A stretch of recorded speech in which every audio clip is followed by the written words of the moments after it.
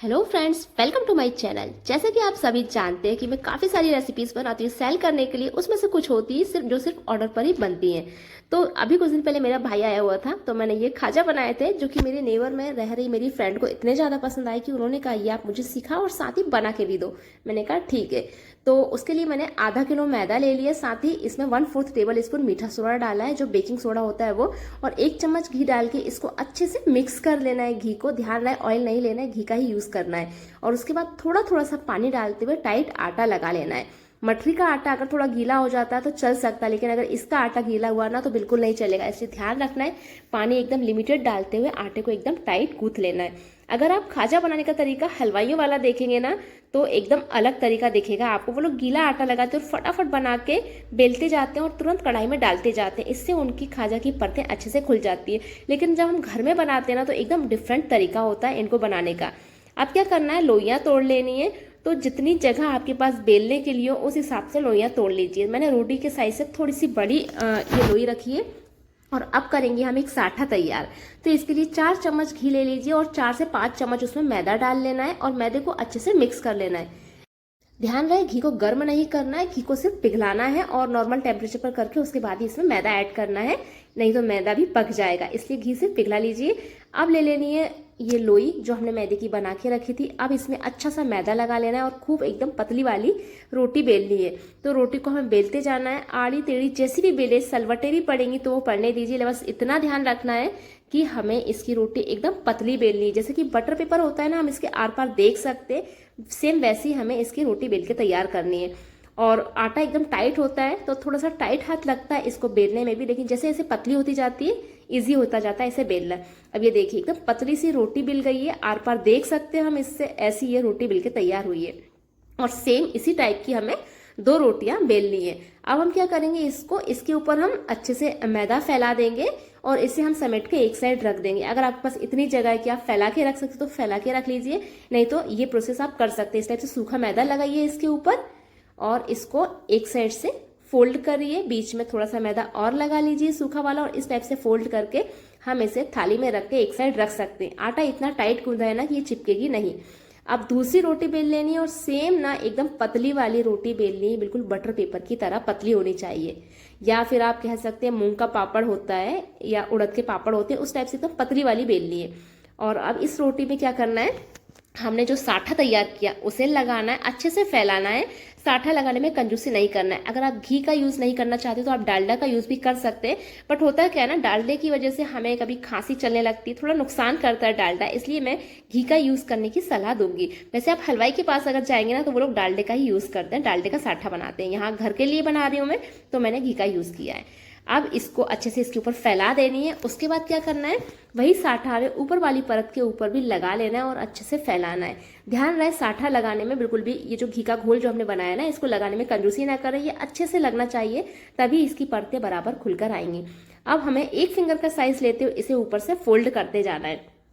और ध्यान रखना है इसको फोल्ड करते टाइम ना, इसमें जो घी का साठा बना के तैयार किया ना घी और मैदे का, इसे लगाते जाना है और अच्छे से लगाना है। अगर हमने ये कम लगाया ना तो इसकी परतें वैसी खुल के नहीं आएंगी जैसे कि हमें चाहिए। इसलिए परफेक्ट बनाने के लिए घी बराबर लगाएं इसमें, और आप चाहे तो डालडा घी किसी का भी यूज कर सकते हैं। तो ये देखिए फाइनल ये तैयार हो गया है। अब क्या करना है, हम इसे कट करेंगे। तो ऊपर से सूखा मैदा अच्छे से लगा लेंगे क्योंकि घी की वजह से चिपचिपाने लगता है थोड़ा सा। और उसके बाद हम इसे कट कर लेंगे। तो 1.5 फिंगर के साइज का हम इसे कट कर लेंगे। देखिए 2 फिंगर से थोड़ा सा ज़्यादा वैसा हो जाता है, इसलिए हम इस साइज में से कट करते जाएंगे। और कट करने के बाद इसकी एक एक प्रोसेस में आपको ध्यान से बताऊंगी, तो ध्यान से देखिए परफेक्ट खाजा बनाने के लिए। और इसे चिरोटी भी कहा जाता है, कहीं कहीं पर खाजा कहते हैं।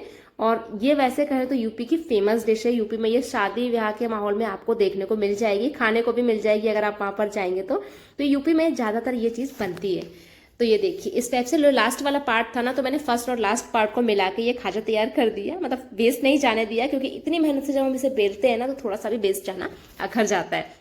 अब क्या करना है, सूखा मैदा भुरभुराना है और इसको बीच में से तेज से प्रेस करना है, मतलब अच्छे से दबा देना है। सेंटर वाली जो लाइन है इसको अच्छे से दबा दिया है। अब इसे हल्के हाथ से बेल देंगे।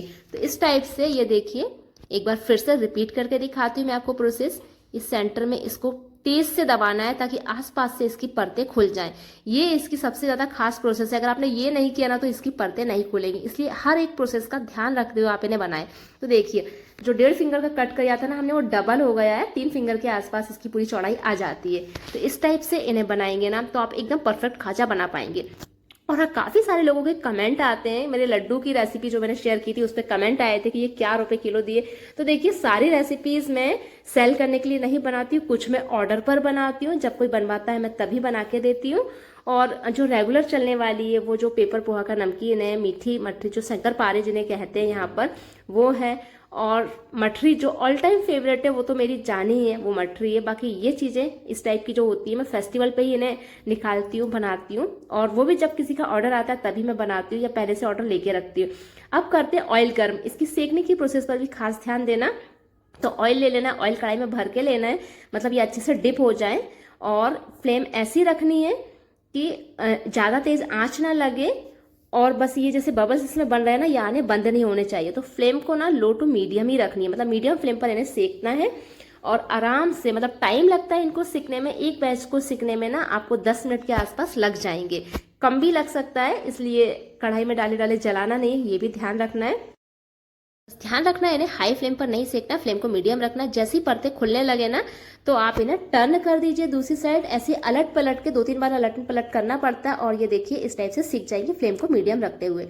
और ये देखिए इसकी परतें ना अच्छे से खुल जाती। अगर आप इसमें ऑयल लगाएंगे ना तो इसकी परतें इस टाइप से नहीं खोलेंगी। इसकी परतें खोलने के लिए इसमें घी या डालडे का ही यूज़ किया जाता है।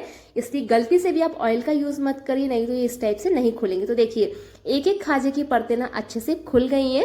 और हाँ, मुझे कमेंट बॉक्स में ज़रूर बताइए कमेंट करके कि आपके यहाँ इसे क्या कहते हैं, क्योंकि हर जगह इसका अलग अलग नाम होता है पर बनाई सेम तरीके से जाती है। तो इसी टाइप से इन्हें सेकते जाना है, सेकने का खास ध्यान रखिए।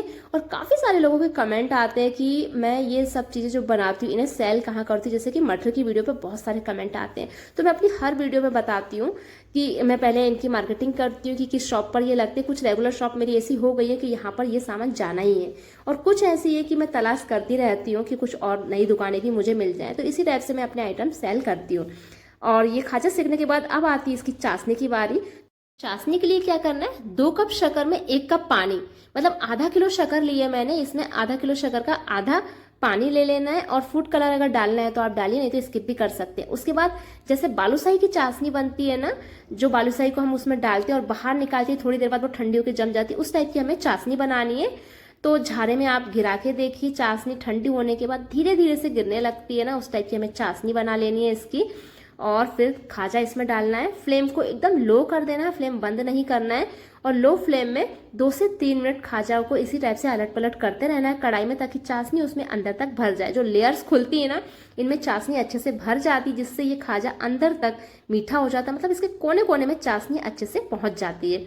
इसकी खास प्रोसेस यही है। अगर इसमें चाशनी अच्छे से नहीं भरी ना और ये अंदर तक अगर मीठा नहीं हुआ तो पूरा टेस्ट खराब हो जाएगा और साथ ही आपकी मेहनत भी खराब हो जाएगी। इसलिए चाशनी भरने की प्रोसेस पर ध्यान दीजिए। अगर आपको नहीं समझ में आ रहा तो पहले एक खाजा डाल के देखिए चाशनी में, उसे निकाल के ठंडा करके देखिए चाशनी परफेक्ट बनी है कि नहीं बनी है। अगर लग रहा है थोड़ा गीला रह रहा है तो चाशनी को थोड़ा और गाढ़ा करिए, मतलब थोड़ा सा और बॉईल कर लीजिए, गाढ़ा कर लीजिए, तो चाशनी अच्छे से भर जाएगी। उसके बाद एक पेपर बिछा लीजिए, या आप थाली भी ले सकते हैं, पर पेपर का यूज मैं इसलिए करती हूँ क्योंकि ये ज़्यादा देर मतलब ठंडे हो जाते हैं थाली में, बस थोड़ी सी हवा लगने के लिए इनको छोड़ा जाता है। पेपर से कोई नुकसान नहीं होता अगर आप इनको पेपर पे फैलाएंगे तो। और जब ये पेपर को हम ये ठंडे हो जाते हैं तो पेपर को समेट के हम डस्टबिन में फेंक देते हैं, इसलिए पेपर का यूज़ करती हूँ। अब चाशनी थोड़ी सी गाढ़ी हो गई तो मैंने 1 से 2 टेबल स्पून पानी डाल दिया, और ये देखिए इतनी सारी चाशनी जो थाली में निकल गई थी खाजा निकालते हुए, फिर से मैं इसी को इसमें डाल रही हूँ। और बाकी के बचे हुए खाजों को इसी तरह से चाशनी में डिप कर लेना है।